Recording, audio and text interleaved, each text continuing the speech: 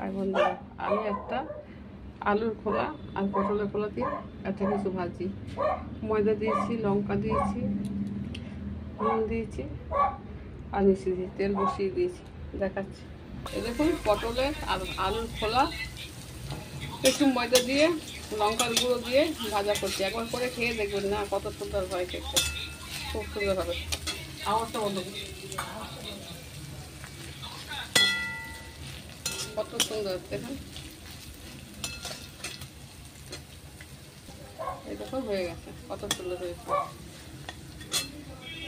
আলু পটলের খোলা ফেলতে নেই, ভালো করে গরম জলে ফুটিয়ে নিলে পরে খুব ভালোই হয়। একবার করে খেয়ে দেখবে, খুব সুন্দর খেতে, আর কিছু লাগে না। দেখো মশমশে হয়েছে।